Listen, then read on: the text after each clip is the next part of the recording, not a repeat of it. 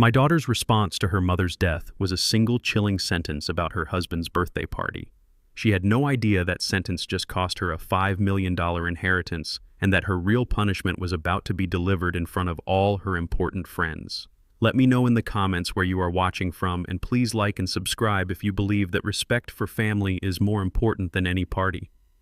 The silence in our home was a physical thing, a heavy blanket that smothered every sound, every memory. For 50 years, this house in the Atlanta suburbs had been filled with the sound of my wife, Lena. Her laughter from the kitchen, the soft murmur of the television as she watched her historical dramas, the sound of her humming as she tended to her garden. Now there was nothing. Just the low hum of the refrigerator and the frantic beating of my own broken heart. I sat in the armchair she had always claimed as hers, the worn floral fabric still holding the faint scent of her lavender perfume. The weight of my 71 years felt heavier than ever before. My hand trembled as I picked up my phone. Her face smiled back at me from the screen, a picture from our last anniversary. It took every ounce of my strength to navigate to my contacts and press the call button next to my daughter's name. Chloe, our only child, our pride and joy. The phone rang twice before she picked up. Chloe, I said, my voice cracking on her name. It's about your mother. She's gone.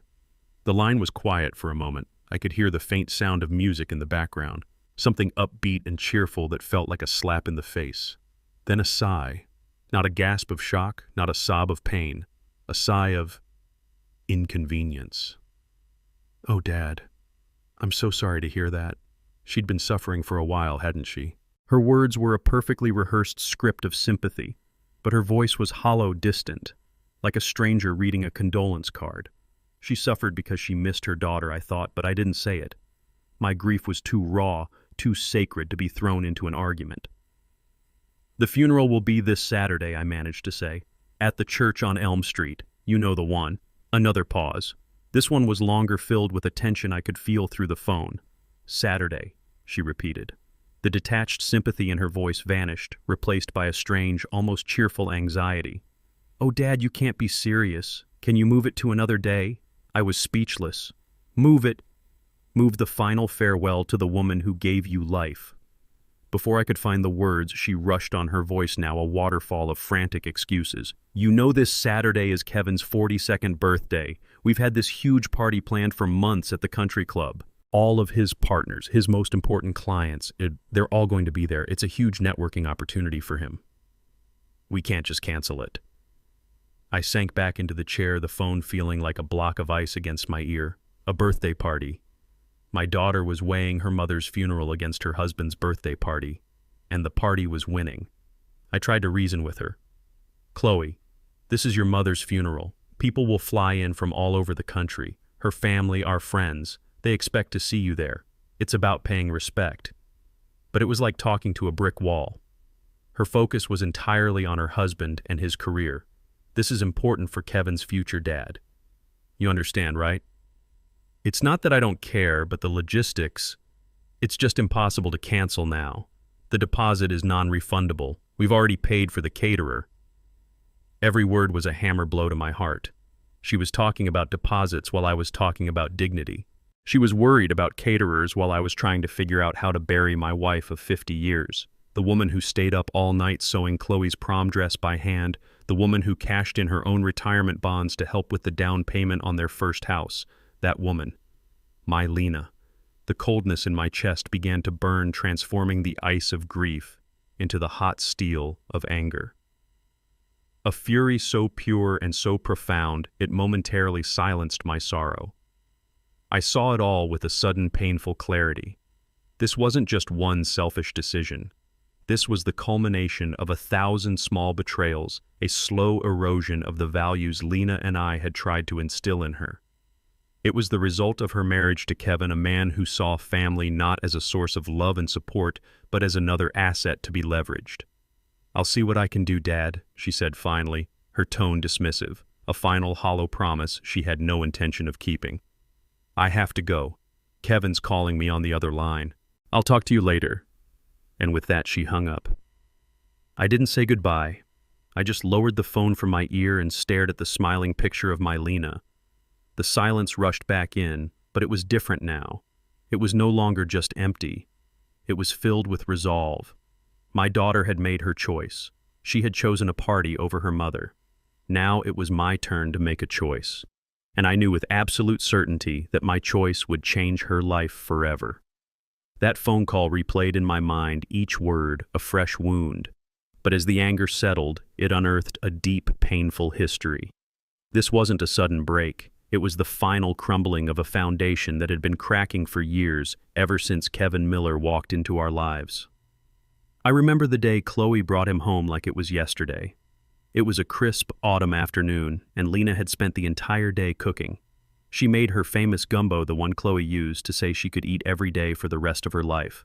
When Chloe walked in, her face was lit up with a kind of happiness I hadn't seen before. And next to her was Kevin.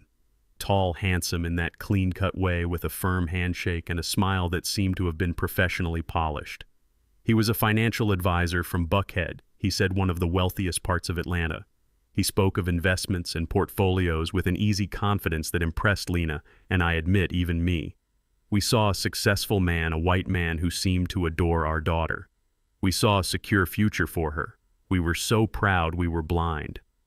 The first crack appeared over dinner. Kevin looked into his bowl of gumbo, the rich, dark stew that held generations of our family's history, and he poked at it with his spoon. "It's very rustic," he said, the word hanging in the air like an insult. Lena's smile faltered for just a second. I saw the hurt in her eyes before she masked it. "It's an old family recipe," she said warmly, trying to bridge the gap. Chloe, who should have defended her mother's cooking, just laughed lightly. "Oh, Mom, Kevin's just used to five-star restaurants. His palate is a little more refined." Refined. That was the word she used. As if our food, our culture, was somehow crude. I watched my daughter, the girl who used to lick the gumbo bowl clean, now looking at it through a stranger's eyes, through Kevin's eyes. That night as we cleaned up, Lena was quiet. "He didn't like my cooking," she said softly, not as a question but as a statement of fact. I held her and told her the man was a fool with no taste, but we both knew something had shifted. Chloe was creating distance, putting up a wall between her new life and her old one.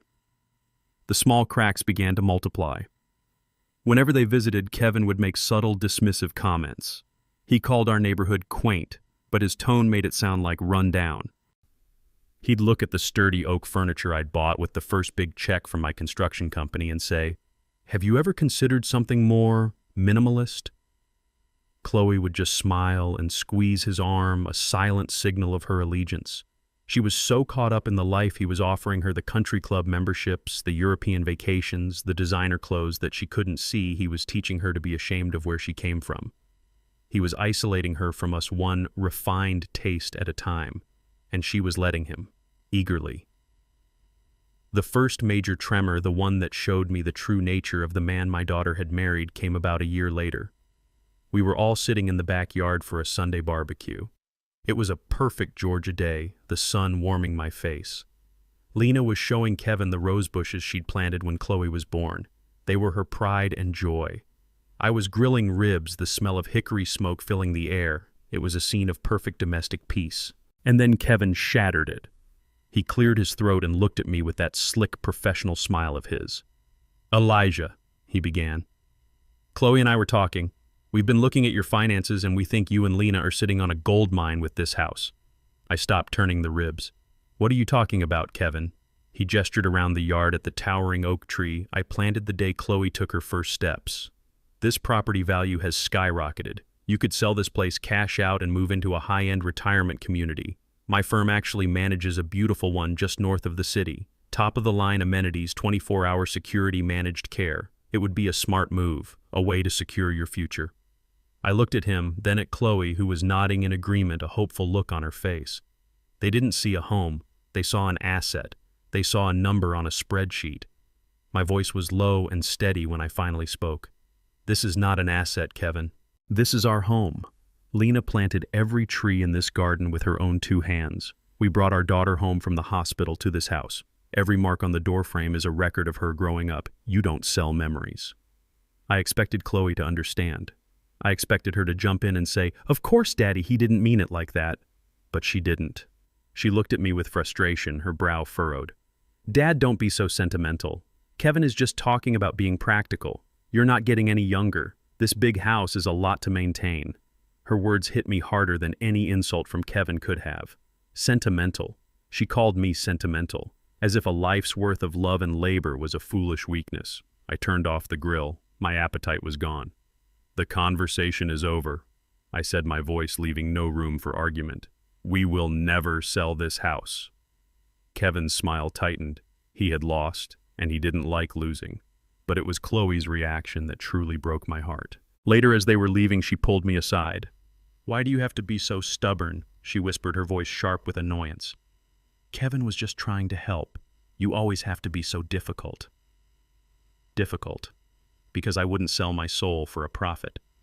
That was the day I realized the battle wasn't against Kevin. The battle was for my daughter's heart. And it was a battle I was beginning to fear I had already lost. After the argument about selling the house, the air between us grew thick with unspoken words. The visits from Chloe and Kevin became less frequent, more formal. They were brief, brittle affairs filled with polite, empty chatter that danced around the edges of the chasm that had opened up between us. The easy laughter that once filled our home was gone, replaced by a strained silence. I watched my daughter, and I saw a woman I was beginning not to recognize. She looked at her mother and me with a kind of polite pity, as if we were relics from a past she was trying to outrun. During this time, Kevin seemed to have dropped the subject of the house. But I've been in the construction business my whole life. I know that if you can't knock down a wall, you find another way in. And Kevin, I soon learned, was very good at looking for new doors. His new approach was subtler, more insidious. He stopped criticizing our home and started focusing on our money. My money. He would sit on our sofa sipping the sweet tea Lena offered him and talk casually about the stock market. He'd drop names of tech companies and use terms like aggressive growth portfolios and emerging market bonds. He was trying to sound impressive, to make me feel like the world of modern finance was a language I couldn't possibly understand. He was trying to make me feel old and out of touch. He wanted me to think that the money I had painstakingly earned over 45 years of hard labor and smart conservative decisions was somehow obsolete, wasting away in simple savings accounts and low-yield bonds. He was planting a seed of doubt, hoping it would grow into fear. And fear, as he knew, makes people do foolish things. The campaign of subtle hints escalated one Tuesday evening. Kevin called and said he and Chloe wanted to come over to discuss something important. A family matter, he'd said, his voice laced with a manufactured seriousness. They arrived not with a bottle of wine or a bouquet of flowers for Lena, but with a sleek leather briefcase. Kevin placed it on our coffee table with a soft thud that echoed in the quiet living room. He opened it and took out a laptop and a stack of glossy brochures. This wasn't a family visit. This was a sales pitch. For the next hour, he presented a slideshow filled with charts and graphs I could barely read. He spoke about market volatility, about inflation, about the necessity of taking calculated risks to secure our legacy. The word made me want to laugh. He talked about legacy as if it were a number in a bank account, not the love and life we had built within those very walls. Finally, he got to the point. He had identified a unique investment opportunity, a high-risk, high-reward tech fund managed by his firm. It promised returns that sounded too good to be true. And as my father used to say, if it sounds too good to be true, it is. All I had to do, he said with a gleaming smile, was liquidate my entire life's savings and transfer it to him. He would handle the rest. He would make our money work for us. I let the silence hang in the air after he finished. I looked at the confident, predatory smile on his face. I looked at my daughter, who was watching me with an expectant, almost desperate expression. She had already bought into the fantasy he was selling. She saw a future of even greater wealth, a shortcut to the life she craved. She didn't see the danger. She didn't see the disrespect. I leaned forward, placing my hands on my knees. My hands are rough, calloused from decades of work. They are the hands of a man who built things, real things, not a man who shuffles numbers on a screen.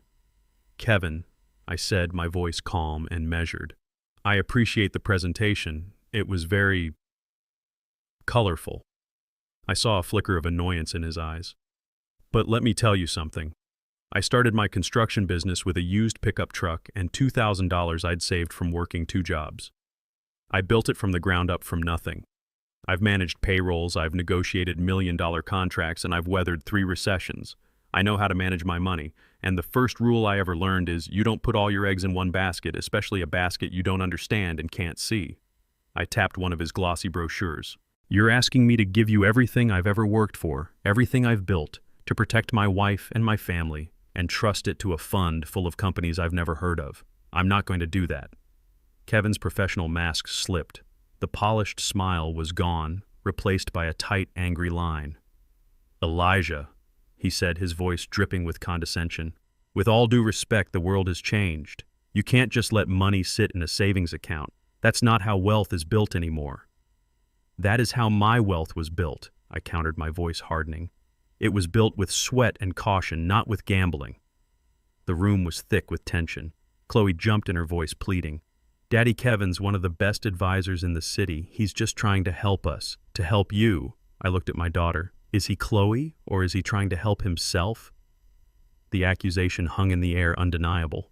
Kevin snapped his laptop shut and began packing his briefcase with sharp, angry movements. He knew he had lost. His pride was wounded. The visit ended moments later with cold, clipped goodbyes at the door. I knew it wasn't over. I knew he would use my daughter as his weapon. And I was right. She came back 2 days later. Alone. The moment she walked in the door, I could see the storm in her eyes. She didn't even sit down. She stood in the middle of the living room, her arms crossed her body, rigid with anger. How could you? She started, her voice shaking. How could you embarrass Kevin like that? He comes here on his own time, trying to do something nice for you, trying to secure your future, and you treat him like a criminal. I remained seated. I treated him like a salesman, Chloe, which is exactly what he was. He's not a salesman, he's my husband. He's family. She yelled the word family, sounding like an accusation. Why do you always have to be so suspicious? Why do you always think someone is trying to scam you? He was just trying to help. I rose from my chair slowly and stood before her, my heart aching for the beautiful, trusting girl she used to be. The girl who had been replaced by this angry, defensive woman. I looked her straight in the eye. My voice was quiet, but it carried the weight of my 71 years.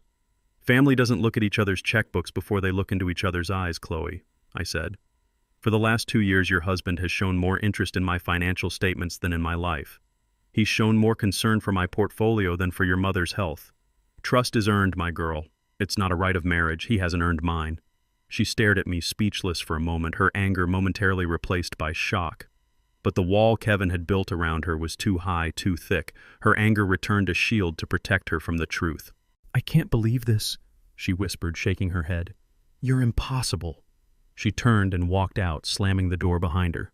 The sound echoed through the house, a definitive, final sound.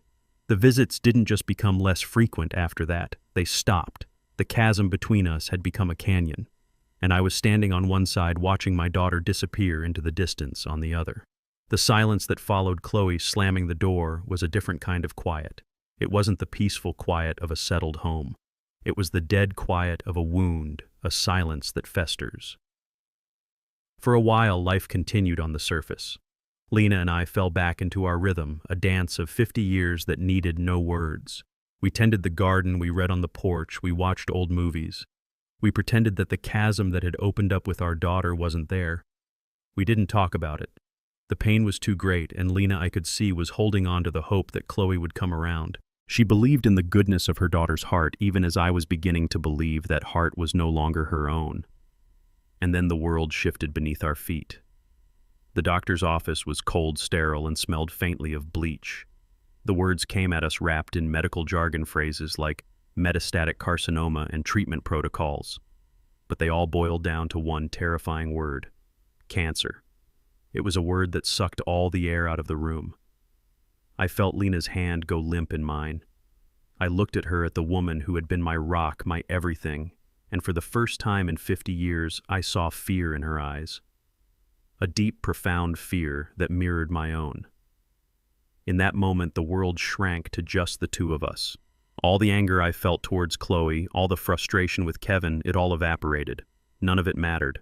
All that mattered was the woman sitting next to me. I squeezed her hand and said the only thing I could. We'll fight this. Together. When we got home, I made the call to Chloe. Her initial reaction was what you'd expect. There was a sharp intake of breath, a flurry of questions, and a cascade of promises.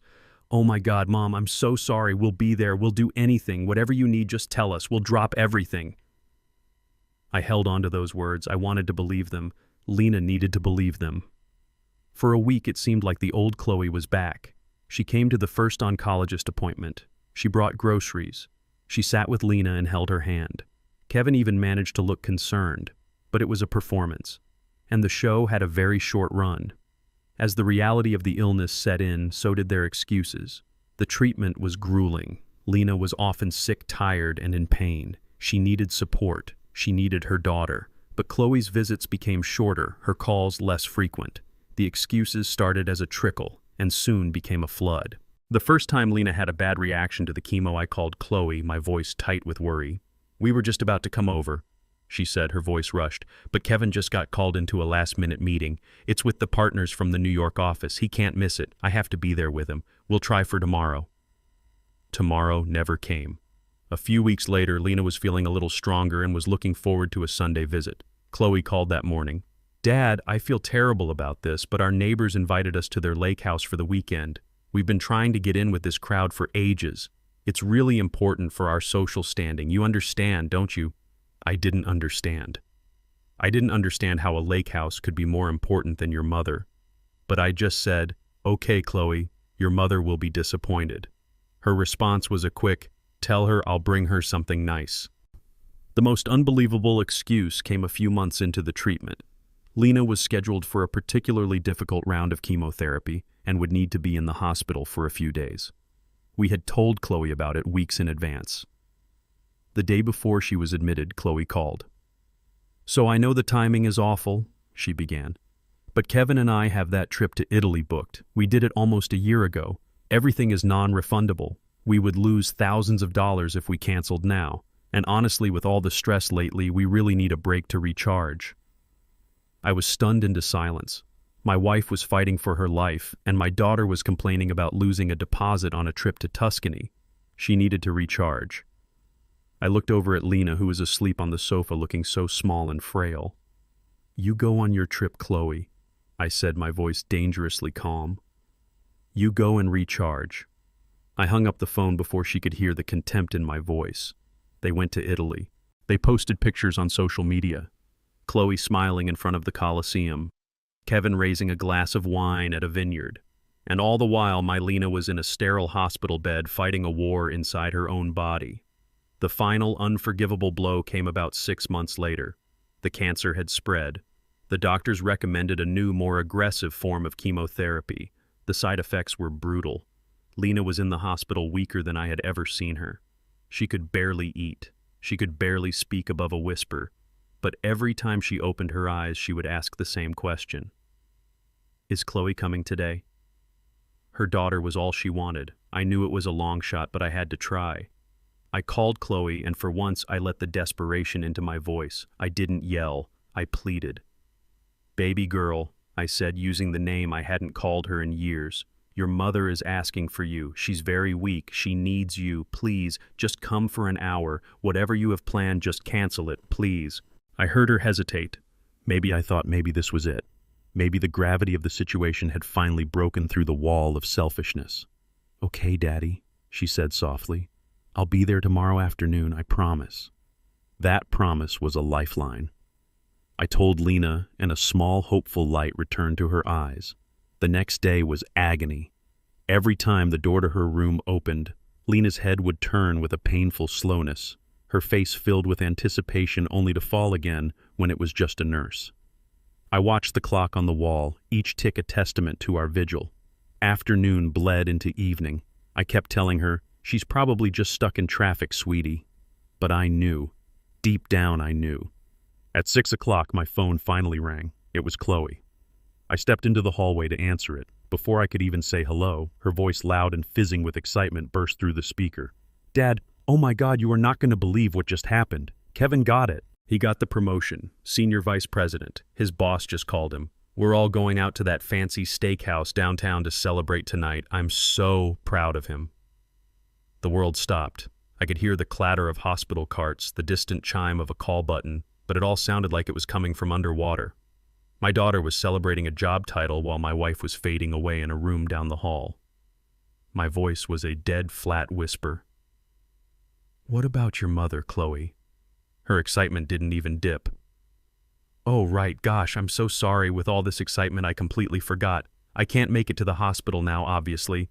This dinner is a command performance. Just tell Mom congratulations for us, will you? And tell her I love her and I'll try to come by this weekend. Try. She would try. I hung up the phone without another word. I stood in that sterile hallway for a long time, my hand resting on the cool wall, steadying myself. I had to compose my face. I had to erase the rage and the heartbreak. I had to go back into that room and lie to the love of my life. I walked back in and sat by her bed. She looked at me, her eyes full of questions. "Was that Chloe?" she whispered. I took her hand. It felt as fragile as a bird's wing. "Yes, sweetie," I said, forcing a smile that felt like it was cracking my face. "She sends all her love. She got tied up in a huge last-minute project at work. A real emergency. You know how dedicated she is. She's so sorry, but she'll be here just as soon as she can." Lena looked at me, her gaze searching my face. She knew. A mother always knows. She tried to smile back, a faint, heartbreaking curve of her lips. "Of course," she whispered. "She's a busy girl. My busy, successful girl." But the light in her eyes dimmed. The flicker of hope was gone, replaced by a deep, weary sadness that I knew mirrored my own. In that moment, watching the profound disappointment settle over my wife's face, I knew with a certainty that was as cold and hard as steel that my daughter was gone. The person on the other end of that phone was a stranger who had chosen promotions and parties over family and love. I sat there all night holding Lena's hand, listening to the steady beep of the machines that were keeping her alive. I was grieving for two people that night. My wife, who was slowly leaving this world, and my daughter, who was already gone. I hung up the phone after Chloe's birthday party excuse, and the memories of the past few years rushed back, not as a hazy fog of sadness, but as a series of sharp, clear exhibits in a case against her. The disrespect over the gumbo, the attempt to sell our home, the pressure to hand over my life savings, the chilling indifference to her mother's suffering. It was a pattern. A long, slow, calculated campaign of selfishness, orchestrated by her husband and executed by my daughter. That final phone call wasn't an isolated incident. It was a verdict. It was the moment the jury came back and declared her guilty of a crime worse than greed, the crime of a hollow heart. My grief for Lena was still a raw, open wound. But now a new feeling was crystallizing within me. It was a cold, hard anger. An anger as solid and unyielding as the steel I used to build skyscrapers. The passive sorrow of a victim was gone, replaced by the focused resolve of a man with a final necessary job to do. I was no longer just a grieving husband. I was the sworn protector of my wife's legacy, and I would not fail her in death as I had failed to protect her from the slow-burning pain of her daughter's neglect in life. I stood up from Lena's armchair, my joints protesting but my purpose straightening my spine. I walked over to the old roll-top desk in the corner, the one where Lena kept her address book and paid the bills. My hand was steady as I picked up the phone again. This time, I didn't call my daughter. I called my lawyer. Marcus Thorne has been more than my lawyer for 40 years. He's been my friend. We came up together, two young black men trying to make our way in a world that wasn't always eager to let us in.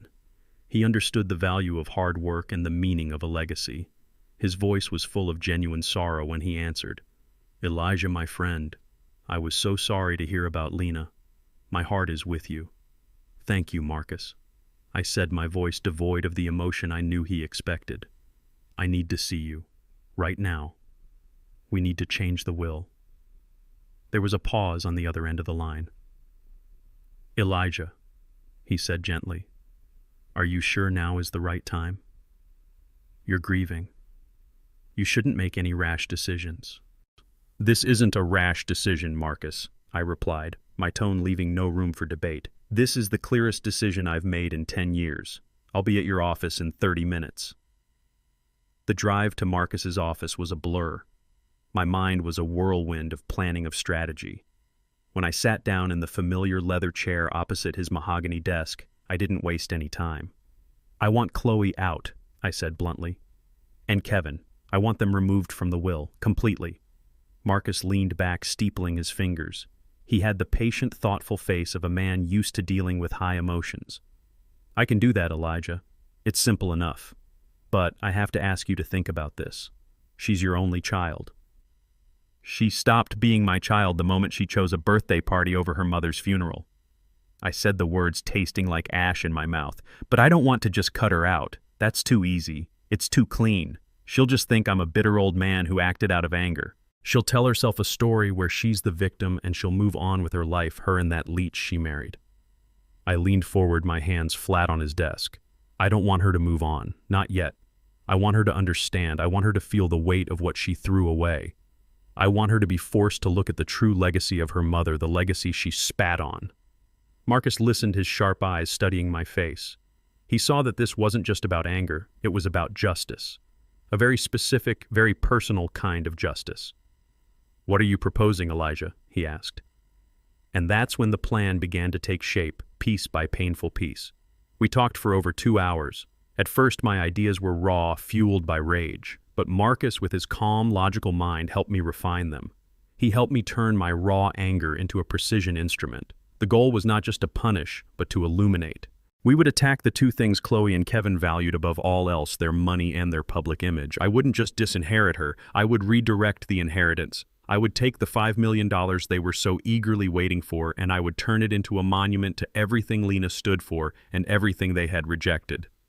First, I said, the idea forming in my mind with a beautiful, terrible clarity, the bulk of the money, everything they thought would be theirs, will go to the hospice. The very place where Lena spent her last days, cared for by nurses who showed her more compassion than her own daughter did.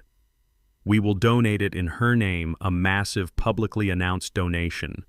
I want a plaque on the wall, the Lena Vance Memorial Wing.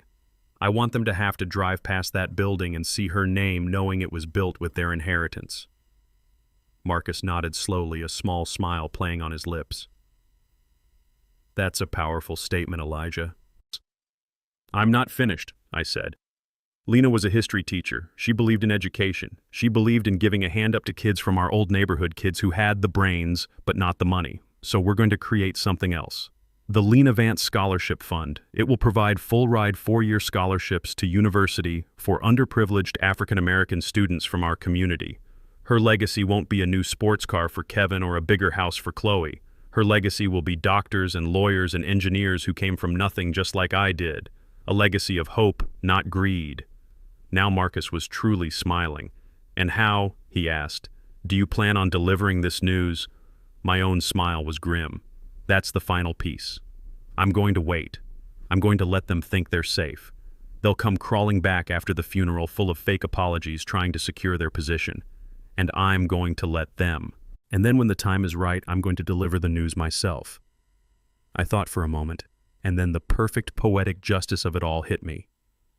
Chloe told me she couldn't come to her mother's funeral because of Kevin's birthday party, the party he just had to have for his career.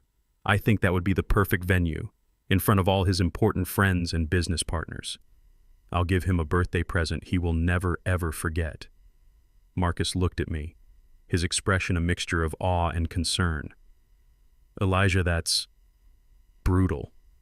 No, Marcus, I said, standing up, feeling lighter than I had in months. It's not brutal. It's precise. It's earned. It's what Lena deserves. Her memory won't be a footnote in their greedy lives. It will be the headline, and I will write it myself. The funeral was a quiet, dignified affair. Our church was filled with people whose lives Lena had touched. Old students, fellow teachers, neighbors, family. Everyone was there except the one person who should have been in the front pew next to me. Chloe didn't come. Instead, she sent a wreath of white lilies so large and ostentatious, it felt more like an advertisement for a florist than a tribute to a mother. It was a hollow, expensive gesture that perfectly summarized the woman my daughter had become. For 3 weeks after we laid my Lena to rest, there was silence. I knew they were giving me space, letting me grieve, but I also knew it was a calculated move. They were waiting for the right moment to reestablish contact to ensure the lines of inheritance were still secure. The call came on a Tuesday. Her name flashed on my phone and I felt a cold calm settle over me. Daddy. Her voice was like warm honey, a sweet, sticky performance of concern. I've been so worried about you. I wanted to give you some space, but I miss you. We miss you. I played my part. I'm getting by, sweetheart. Well, she continued, her voice brightening, Kevin and I thought what you really need is to get out of the house, to be around family. You know his birthday is this Saturday and we're having a big party at the club. We want you to be the guest of honor. It would mean the world to us if you came. There it was. The invitation. An olive branch not of peace but of greed.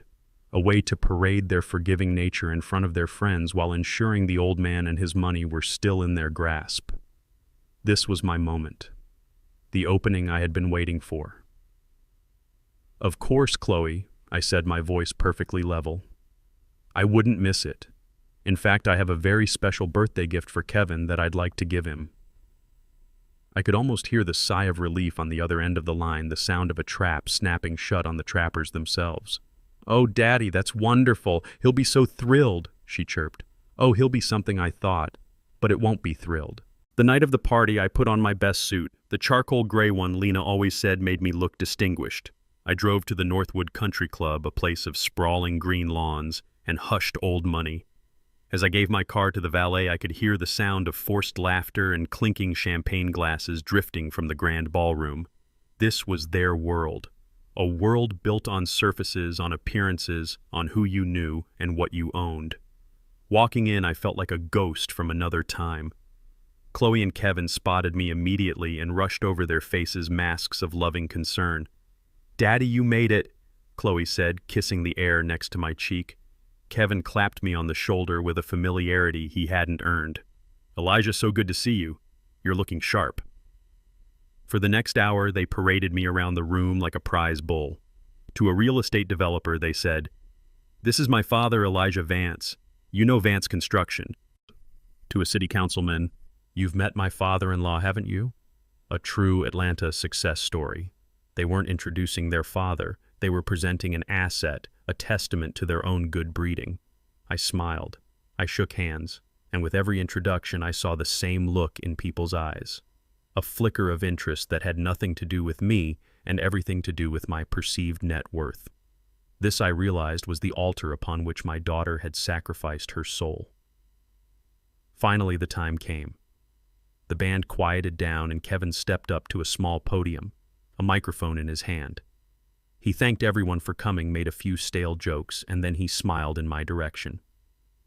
And now I'd like to invite a very special man to say a few words. My father-in-law, Elijah Vance. A polite round of applause followed me as I walked to the podium. Chloe was beaming at me, her eyes shining with pride. She thought this was her victory lap. I took the microphone, my hand steady. I looked out at the sea of expectant faces, the diamonds and the designer dresses, and I began. Thank you, Kevin. It's an honor to be here to celebrate your birthday. I started softly, my voice filled with a warmth that was entirely genuine, for it was born from my love for the daughter I once had. When a man gets to be my age, he spends a lot of time thinking about family. I remember when Chloe was just a little girl. I'd come home from a long day on a construction site covered in dust, and she'd run into my arms without a second thought. I saw Chloe's eyes glisten with tears. She was enjoying the show. You watch your children grow. You give them everything you can, and you hope you've raised them right. You hope they find a partner who makes them happy. And seeing Chloe so happy with you, Kevin, has brought an old man a lot of peace. They were lapping it up. The entire room was smiling, nodding. It was the perfect, heartwarming speech. I paused. I took a slow breath, letting the silence stretch. And then my voice changed. The warmth was gone, replaced by cold, hard steel. But real love, true family isn't measured in expensive parties and public speeches. A nervous murmur rippled through the crowd. Chloe's smile faltered. It's measured by who shows up when the lights go out. It's measured in the quiet moments, in the sterile silence of a hospital room in the middle of the night. I locked eyes with my daughter and I did not look away. For the last year of her life, my wife Lena fought a terrible battle with cancer. She was brave and she was dignified, but she was also scared, and she was lonely. She spent countless hours in a hospital bed hoping to see the face of her only child. Chloe's face had gone pale. Kevin's hand, which had been resting on her back, now gripped her arm. I know many of you here tonight are very busy people. I continued, my voice growing stronger, resonating through the suddenly silent ballroom. You have important meetings, business trips, social engagements. I understand that. My daughter, she had something very important too. When her mother passed away when the funeral was scheduled, she told me she couldn't make it. I let the words hang in the air, a collective gasp echoing in the room. She couldn't come to her own mother's funeral because it conflicted with this very party, her husband's birthday, a party she told me was, and I quote, too important for his career to miss. The color drained completely from Chloe's face. Kevin looked like he had been struck by lightning. My wife gave our daughter the gift of life, I said, my voice thick with a grief that was still raw. And when she lay dying, when all she wanted was the comfort of her child's presence, that child was busy tasting cakes and choosing champagne for a party. She abandoned her mother in her darkest hour for a night of networking. I looked away from them and towards the back of the room where my friend Marcus was standing. I gave him a slight nod. He began walking forward, carrying a large, elegantly wrapped gift box. The entire room turned to watch him. I turned back to Kevin. But a promise is a promise. I told you I had a special gift for you, Kevin, and here it is, a gift that you and my daughter have so profoundly earned. Marcus placed the box on a table in front of the podium.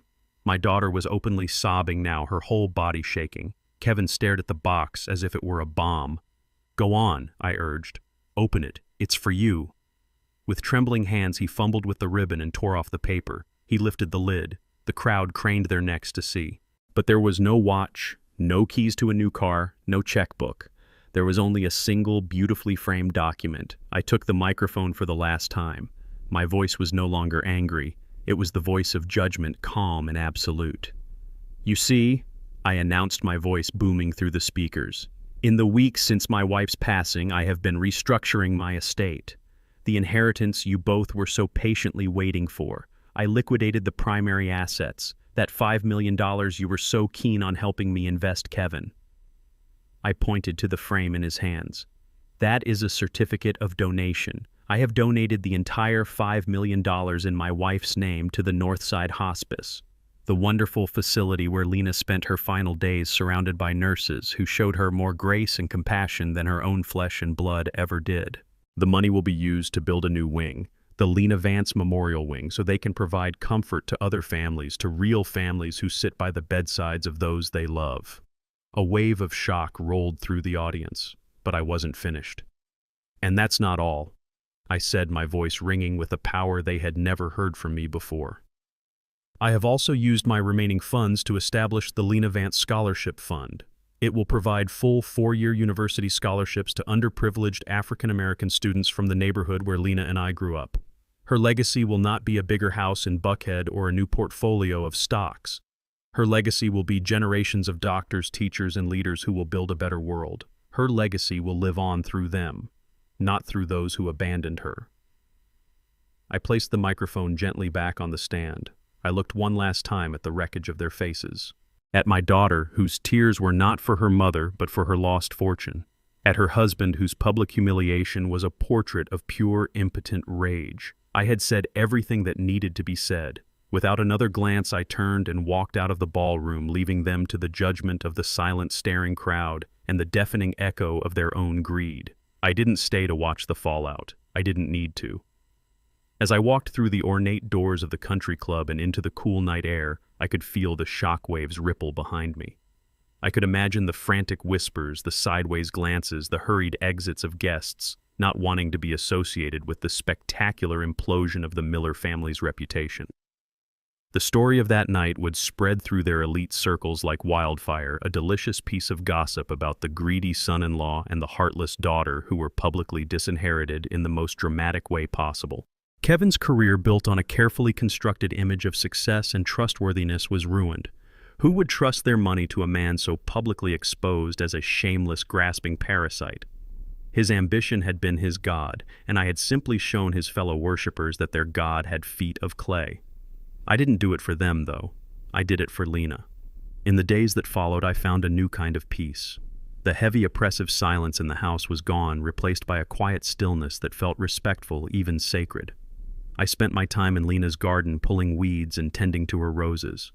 I found myself talking to her, telling her about my day, about the progress of the scholarship fund, about the plans for her memorial wing at the hospice. And in the rustle of the leaves and the warmth of the sun on my back, I felt her presence. I felt her approval. I didn't hear from Chloe, not a call, not a text, not a single word. I knew she wouldn't reach out with an apology. Her pride and Kevin's rage would never allow that. She was likely clinging to one last desperate hope, the hope that my public declaration was just a threat, a cruel lesson, that in the end the legal documents, the will itself would remain unchanged, that she was still my daughter, and blood in the end would be thicker than water. It was a hope I had instructed Marcus to extinguish with final legal precision. About a week after the party, a registered letter from Marcus Thorne's law firm arrived at Chloe and Kevin's perfectly manicured doorstep. I wasn't there to see her open it, but I could picture the scene with perfect clarity. I imagine her hands trembling, her heart pounding with a mixture of fear and that stubborn, foolish hope. The letter was short, formal, and utterly brutal in its clarity. It legally informed her that the last will and testament of Elijah Vance had been officially amended. It detailed in cold legal language the establishment of the Lena Vance Memorial Wing and the Lena Vance Scholarship Fund as the sole beneficiaries of the $5 million trust. But it contained one final piece of information, one last twist of the knife I had saved just for her. The letter stated that upon my death, our family home, the house she grew up in, the house she had tried to convince me to sell, along with any remaining personal assets, would not go to her. It too would be sold, with all proceeds being transferred directly into the scholarship fund. She was left with nothing. Not a dollar, not a keepsake, not a single brick from the foundation of the life her mother and I had built. The letter was not an act of anger, it was an act of severance, a legal confirmation of a spiritual truth. She was no longer a part of our family's story. A few days later, on a bright, clear morning, I drove to the cemetery. I brought with me a large bouquet of white stargazer lilies, Lena's favorite. The cemetery was quiet, peaceful. I found her headstone, a simple, elegant piece of granite that read, "Lena Vance, beloved wife and teacher, her legacy is love." I knelt down, my old knees cracking in protest, and carefully arranged the flowers. I traced the letters of her name with my rough fingertips. I stayed there for a long time, not saying anything at first, just feeling the peace of the place, feeling close to her. Finally, I began to speak my voice, a low murmur in the quiet air. "Well, my love," I said, "it's done." I told her everything. I told her about the party, about the looks on their faces. I told her about the donation and the scholarships that would bear her name. I didn't speak with triumph or glee. I spoke with a deep, profound sadness and a quiet, unshakable sense of rightness. "I did the right thing, Lena," I whispered to the cool stone. "I know I did. Your legacy was never about money. It was about love and kindness and the belief that every child deserves a chance to shine. It was about the sacrifices you made, the lives you touched as a teacher, the goodness you put out into the world. That legacy is safe now. It will grow, it will flourish, it will help generations of young people find their way. It will live on bright and immortal long after we are all gone." I took a deep breath, the air feeling clean and fresh in my lungs for the first time in a long time. "As for me," I continued, "I can finally let you go in peace. I have honored you, my love. I have protected you." I stood up slowly, the sun warming my back. I had lost a daughter, but I had saved the soul of our family. I had defended the honor and the memory of the only woman I ever loved. And in the quiet stillness of that cemetery, I knew it was a victory, a true and final victory. I turned and walked away, not looking back, the golden light of the Atlanta afternoon resting on my shoulders like a comforting hand. This story teaches us a powerful lesson about the true meaning of family and the corrosive nature of greed. It shows that when we mistake monetary inheritance for love, we lose sight of our own humanity. Elijah's journey was not one of simple revenge, but of profound justice. He reclaimed his wife's memory from the shadow of neglect and redefined his legacy as one of compassion, generosity, and community. The ultimate lesson is that true wealth is not the money we leave behind, but the love we share and the respect we earn, especially in life's most difficult moments. What do you believe makes a true family legacy? Share your thoughts with us in the comments below.